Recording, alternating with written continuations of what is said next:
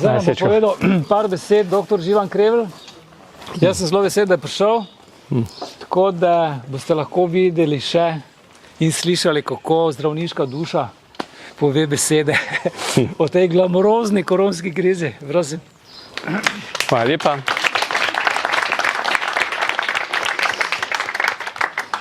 Jaz mislim, da moramo najprej zaploskati našemu velikemu aktivistu Srečkotu, ker malo si predstavljamo, koliko energije on vloži, koliko časa vloži v vse te aktivnosti, ki jih vodi, zato da bi nam bilo vsem boljše.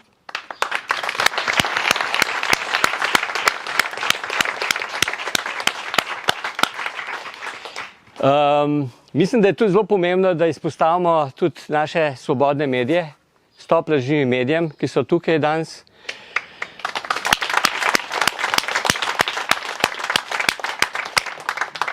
Kajti celotna ta kriza ne bi bila mogoča, če ne bi bili mediji ugrabljeni. In to praktično 100%.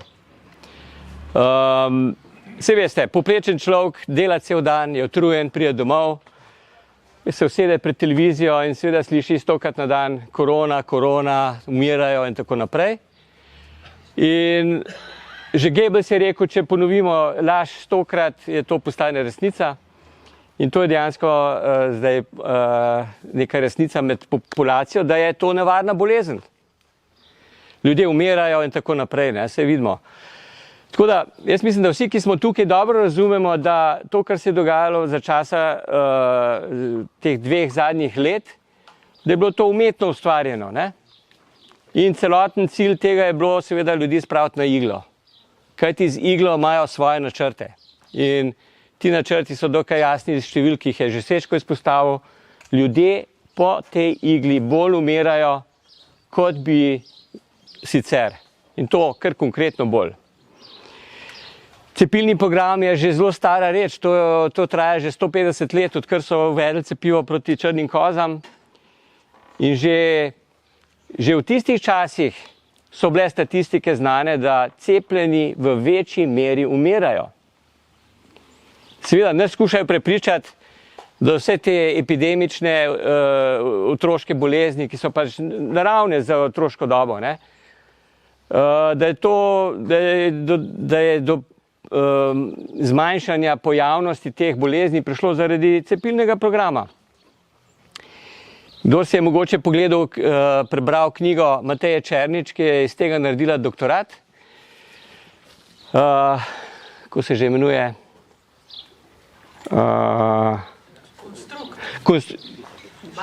ja, sem pozabil naslov, je čisto jasno iz grafov razvidno, da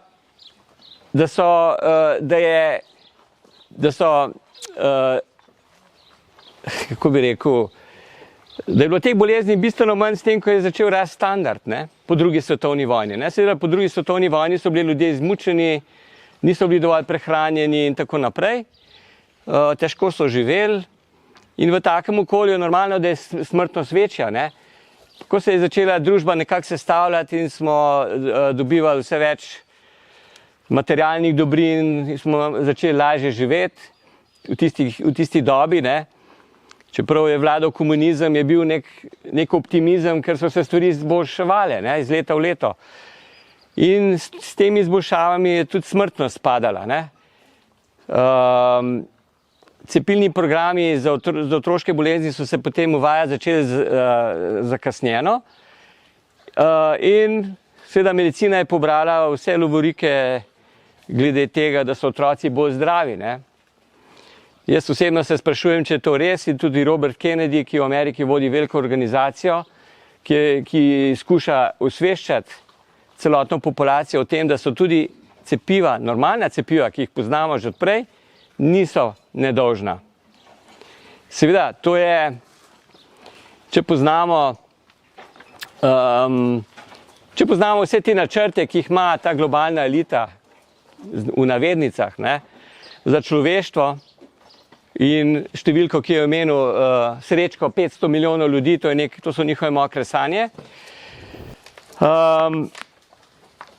Ja, in seveda cepilni program del tega, ne, da se pride do tega rezultata. moramo vedeti, da jaz ne bi rad veliko govoril zdaj o korona krizi in tako naprej. Mislim, da nam je vse jasno, da je šlo za eno veliko natego. Po moje je za nas zdaj pomembno to, da najdemo neko vizijo za naprej. In sem hvaležen Tonetu, da je že nakazal smer tega, da postajamo bolj samozadostni, da se nekako združujemo in tako naprej. Jaz bi rekel, da je pomembno tudi to, da začnemo vsak v svojem krogu osveščati ljudi o tem, kaj se dejansko dogaja v družbi. Ker mediji nam ponujajo laži in so tudi postali hermetično zaprti. Jaz sem samo leta 2014 enkrat mal na eni okrogli mizi na televiziji nakazal, da mogoče cepiva niso čisto vodotesna in sem bil takoj pahnjen na črno listo, ker me niso več vabili na oddaje v živo. Tako da to je, moramo vedeti, imamo opravka z zelo organizirano kliko ljudi, ki vladajo svetu. In to niso tisti, ki jih mi vidimo v teh uradnih medijih, Bill Gates, Soros in tako naprej. To so šolarji, ki izvajajo programe. Ti ta pravi, ki vladajo, so mnogo više in so skriti. Za njih, za ta prave, vse so lastniki, pravzaprav ta velik premik. Bi rekel, če hočejo spremeniti družbo tako, kot jo hočejo spremeniti, je treba delati večplastno na več področjih. Zdravstvo je samo eno od področij.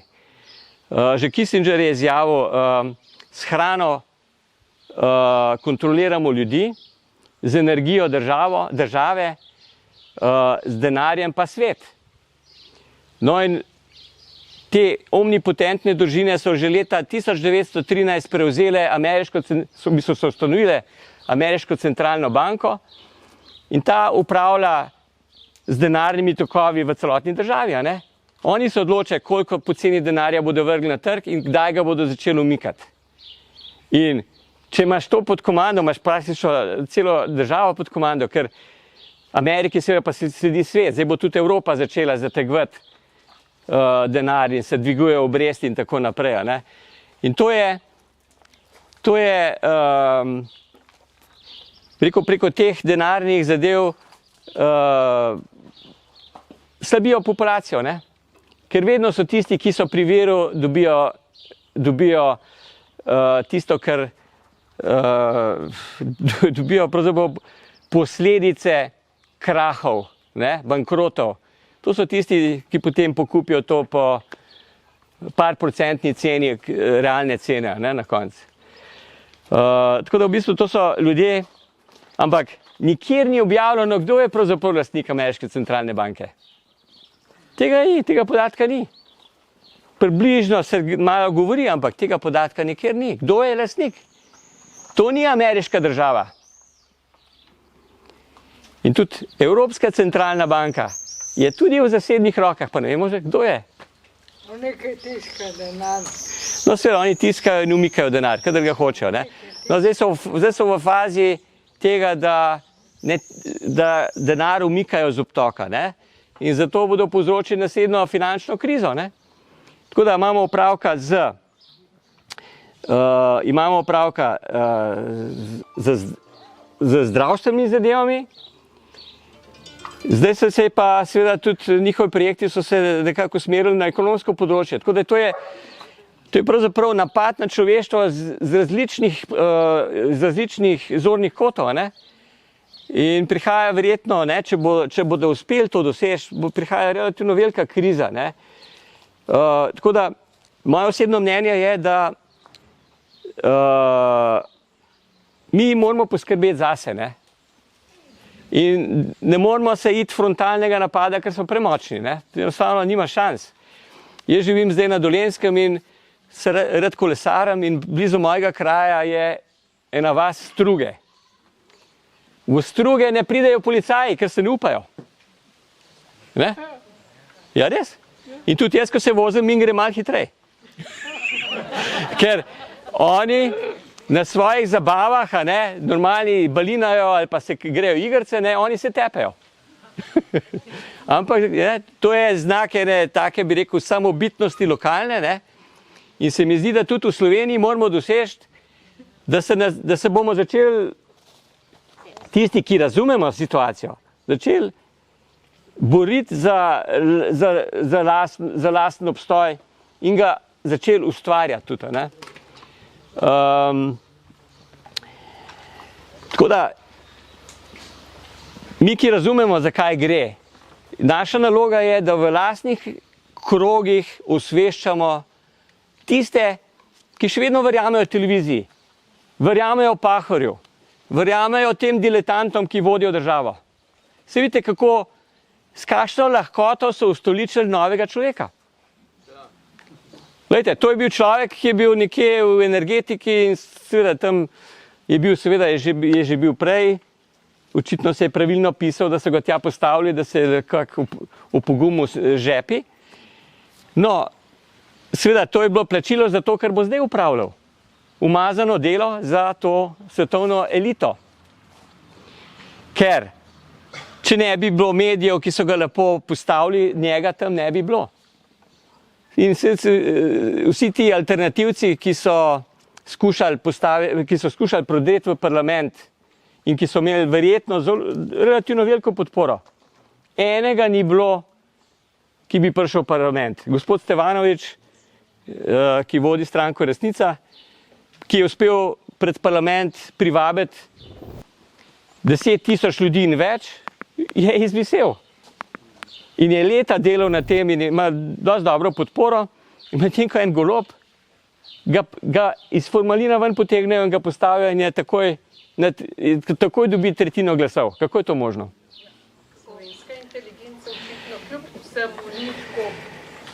Ja, problem je to, da so mediji seveda popolnoma enoznačni in karkoli mediji naredijo, se ustvari. Ne? To je pač enostavno tako, če ponavljaš eno in isto stvar, ljudje ne razmišljajo o tem. In zakaj ne razmišljajo? Ker že ta Rockefellerski izobraževalni program v naših šolah, to je posledica tega, ker je Rockefeller že začel v začetku 20. stoletja ustvarjati Amerike. Ne? To je sem prišlo. Ti moraš otroke zasut z nepomembnimi podatki, pa fajn jih moraš prestrašiti. In na koncu seveda nimajo korajže razmišljati z lastno glavo. Nimajo. Enostavno so onesposobljeni. Že takoj, samo da pride že iz osnovne šole, a veste, to so, ne, nobene korajže ni več, zato ker vsaka njihova pobuda je takoj potlačena, če je malo drugače od povprečja, ne, to ni v redu, vse je sama kritika, ne. To ne šolskim sistemom, ne, ki je spet, ta šolski sistem, če gledamo Zavod za šolstvo, Ministrstvo za šolstvo in tako naprej,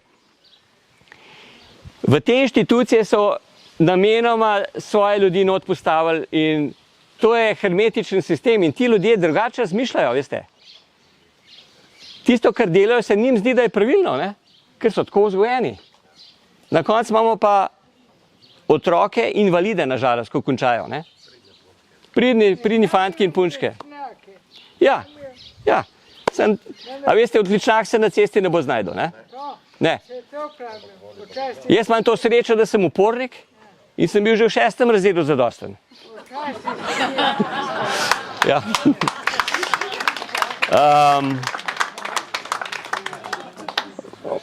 Jaz imam recimo angleško mamo, ampak nikoli nisem imel angleščine več kot 3. Ja, tako je bilo. Pa sem tekoče govoril angleško, ne? Ampak to je naša šola.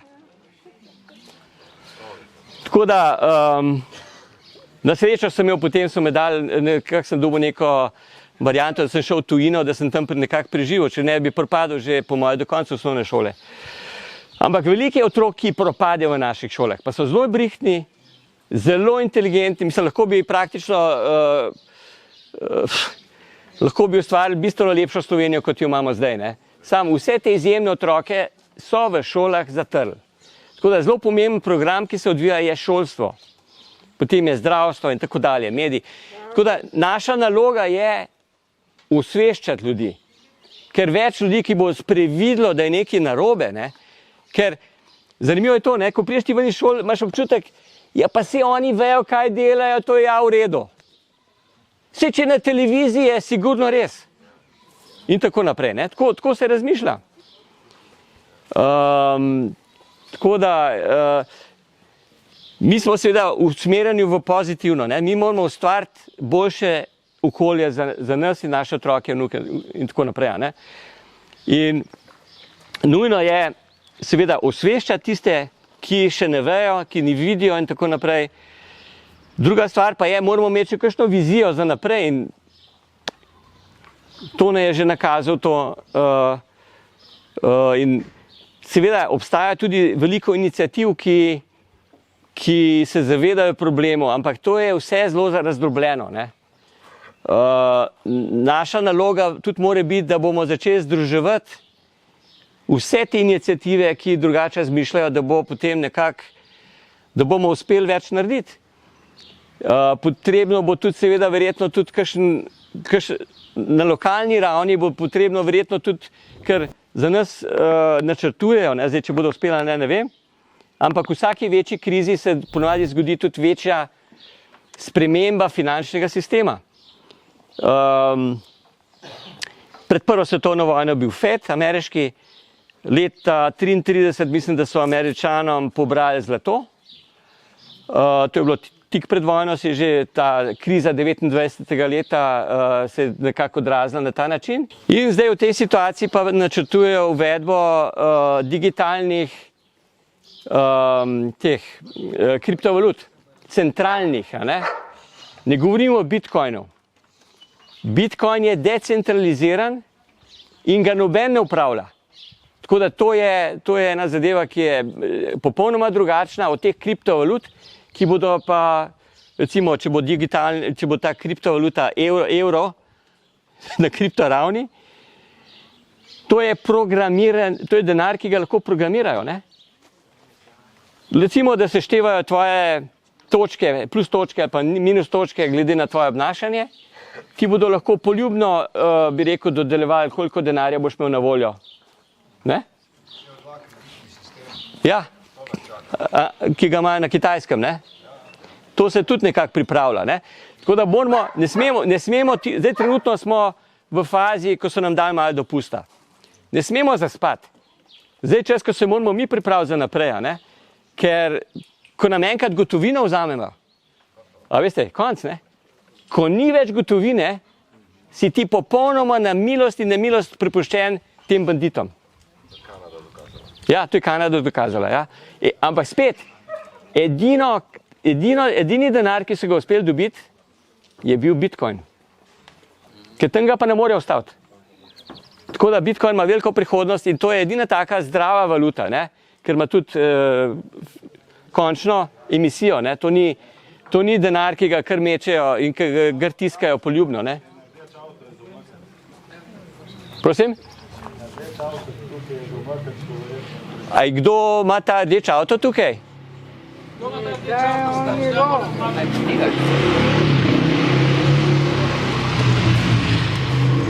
Tako da jaz sem sam hotel malo nakazati, da je to, kar se dogaja na zdravstvenem področju, je samo en segment tega, kar hoče ustvariti, se pravi, hoče ustvariti populacijo ljudi, ki bo zelo majhna in ki bo popolnoma ubogljiva, ki jo bo vodila umetna inteligenca, vsej tele lopovi v Svetovnem ekonomskem forumu, Schwab in tako naprej, ne.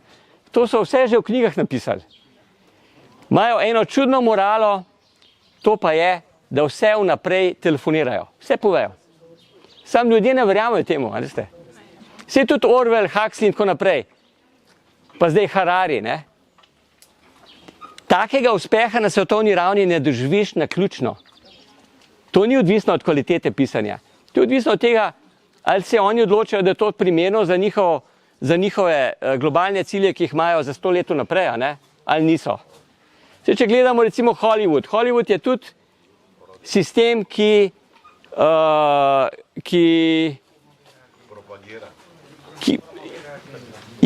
promovira, ustvarja ustvarja človeško zavest v resnici, ne. Jaz sem se nekaj let nazaj sprašal, kje so westerni? Ja, močen moški ni več aktualen, ne? Zdaj, če imaš jajca, ti jih morajo odrezati, če ne, Če ne, nisi v redu. če ne, nisi v redu, ne, ni. In to je prihodnost, a ne, vse pomešati med seboj, tudi države, migracije in tako naprej. To so vse projekti, ki tečejo nam. To je zelo kompleksna zadeva, ne? In je včasih težko razumeti, da je to res lahko povezano, da lahko nekdo to vodi, ampak to je vodeno, to ni naključje. Tako da naš cilj je sebe izobraziti, vzgajati druge in delati za boljšo prihodnost Slovenije. Hvala.